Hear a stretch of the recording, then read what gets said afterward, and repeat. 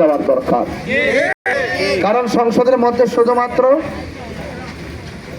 আমরা যেভাবে আলাপ আলোচনা করতে শুনি, এই দেশে যে ইসলামী মূল্যবোধ আছে, এই দেশের সকল মানুষের যে নিরাপত্তার কথা ভাবতে হবে, চা শ্রমিকদের সাথে যে অর্থনৈতিক বৈষম্য করা হয়েছে এগুলো যে দূর করতে হবে, এবং মানুষকে মব ভায়োলেন্সের মাধ্যমে রাষ্ট্রযন্ত্র যেভাবে অস্থির হয়েছে, মানুষকে ধর বলে মব ভায়োলেন্সের মাধ্যমে যেভাবে মেরে ফেলা হচ্ছে, এবং সাধারণত কিছু হলেই মানুষকে এমনভাবে অস্থির করা হচ্ছে মামলা বাণিজ্যের মাধ্যমে, এগুলো এভাবে যদি চলতে থাকে একটা দেশ কিন্তু আগাতে পারে না।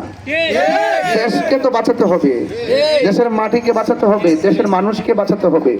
সেই জন্যে আপনাদের কাছে অনুরোধ করব, আমরা দেখি সংসদে যারা যায়, যারা দলে থাকে তারা দলের এমপি মন্ত্রী কখনোই উচিত কথা বলে না যদি তার প্রধান রাগ করে।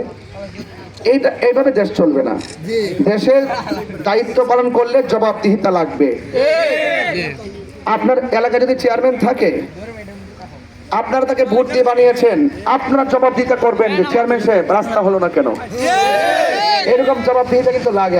আমাদের দেশে যখনই কোনো এমপি হয় তখন ভয় পায়। কি পায়? ভয় পায়।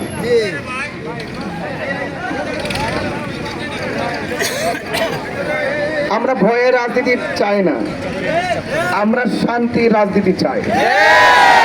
আমরা কাউকে ভয় করে চলবো না, আমরা সকলকে ভালোবেসে কাছে টেনে এনে সম্প্রীতির মাধ্যমে শান্তির বার্তা ছড়িয়ে দিয়ে দেশের কাজ করতে চাই। এই যে চিন্তাটা যদি আপনার না থাকে তাহলে কিন্তু আপনি নিজেও আগাতে পারবেন না, দেশও আগাতে পারবেন না। আমরা দেখি যারাই ক্ষমতা আসে তাদের দলের লোক অনেক ফ্যাসিলিটি পায়, আর যারা প্রতিপক্ষ থাকে তারা সেই ফ্যাসিলিটি পায় না। বরং কি করা হয়, 5 জন যদি অন্যায় করে 50 জনকে মামলা ঢুকাই দেয়। আমি রাজার বাজার দাঁড়িয়ে বলছি, যদি আপনাদের দোয়ার সমর্থনে আমি যদি আপনাদের প্রতিনিধি হতে পারি, মিথ্যা মামলা ভুয়া মামলা দিয়ে যাদেরকে জেলখানায় পাঠানো হয়েছে অযথা, যারা কোনো দোষী না, তাদের পক্ষে আইনি লড়াই করে ইনশাল্লাহ তাদেরকে বের করে নিয়ে আসবো। আমি পক্ষ বিপক্ষ বুঝি না। আমি মনে করি যারা আমাকে ভোট দিবে তারাও রাজার বাজারের, যারা আমাকে ভোট দিবে না তারাও রাজার বাজারের। একটা ভোট তার অধিকার, একটা ভোট তার ইমানি দায়িত্ব, সে তার ইমানি দায়িত্ব প্রয়োগ করেছে। আর আপনি ক্ষমতায় এসে আপনার প্রতিপক্ষকে মামলা বাণিজ্যের মধ্যে ছড়িয়ে দিয়ে তার সন্তান দিকে তারা কেড়ে নিলেন, জেলখানায় পাঠিয়ে দিলেন। এই জন্য আপনাদের জবাবদিহিত করতে হবে। এইভাবে রাষ্ট্র চলে না ভাই। যত কথাই বলে এই কথাগুলো সংসদে বলে না, সংসদে কেউ তুলে দেন, অনেকে ভয় পায়। যদি আবার আমার বিরুদ্ধে মামলা হয় অনেকে ভয় পায়। আরে সবাই যদি দাঁড়িয়ে যান, যদি আপনি দাঁড়াতে না পারেন তাইলে না আপনি শেষ। আর যদি সব সময় সকলকে নিয়ে শান্তি আর সম্প্রীতির মাধ্যমে আপনি দাঁড়িয়ে যান, তবে আমি বাংলাদেশ।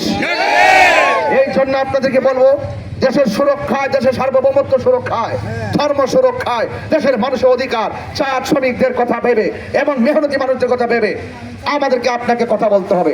আরেকটা কথা বলে শেষ করব, বাজার ব্যবসায়ী রাজার বাজার আছে না? রাজার বাজার আছে কিনা? দেখবেন যে দল ক্ষমতায় আসে আপনাকে কত প্রকার জিম্মি করে, কত প্রকার সাদাবাজি, কত প্রকার কি। আল্লাহ যদি আমারও দয়া করে, আমি যদি আপনাদের প্রতিনিধি হইতে পারি, ইনশাআল্লাহ কথা দিয়ে যাচ্ছি, রাজার বাজার নয়, সোনার বাজার চাঁদাবাজদের ঘুম হারাম কইরা চাঁদাবাজি বন্ধ করে দেবেন ইনশাআল্লাহ।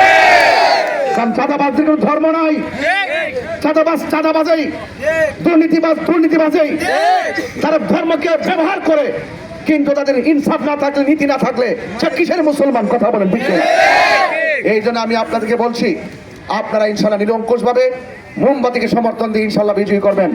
আবার অনেকে একটা কথার জবাব দিয়ে যায় রাজার বাজারে, অনেকে রাজার বাজার আশেপাশে বলা বলি করে, আপনি কি উন্নয়ন করেছেন? আপনি যে আইলেন ব্রাহ্মণবাড়িয়া থেকে, দোলাল ভাই বলে গেছে এটা আমার অধিকার, এটা আমার সাংবিধানিক অধিকার। কথা বলেন ঠিক কিনা? তো এই কথার জবাব আমরা আগে দিয়ে দিছি। এখন যদি বলি যে আপনি কি উন্নয়ন করেছেন, ওনারা এমন ভাবে বলে যেন মনে হয় আমি আগে স্বরাষ্ট্রমন্ত্রী ছিলাম। আমি যদি দেশের ক্ষমতায় প্রতিনিধি না থাকি, আমার কি সাধ্য আছে কাজ করার? এখন আপনারা যাদেরকে উপজেলা চেয়ারম্যান বানাইলেন, এমপি বানাইলেন, অনেক ধরনের সুযোগ সুবিধা দিলেন, আপনার তাদেরকে জিজ্ঞেস করেন কি করছেন। আমার জিজ্ঞান কি লেগে আমার বানায় দেখেন না আমি কিতা করি। আমি তো চিন্তা করছি এমন, আমি তো খোলা আকাশে নিচে কইছি রাষ্ট্রের এক টাকা আমার পকেটের জন্য না যায়। আমি তাই নীতিতে বড় করা রে ভাই, আমি ইনসাফে বড় করা, জবানে বড় করা, আমি কখনো ওয়াদা খেলাপ করি না। হ্যাঁ, এই জন্য আমি তো চাইতেছি যারা একটু আস্তে আস্তে বলছে কি উন্নয়ন করছি, আল্লাহ যদি আপনাদের দোয়ার সমর্থন যদি আল্লাহ আমার কবুল করে, ইনশাআল্লাহ মাধবপুর চুনারঘাটবাসী আমার কাছে চাইতে হবে না। আমার কাছে যাই দরজায় তারাই থাউন লাগতো না, আমার ঘরের দরজা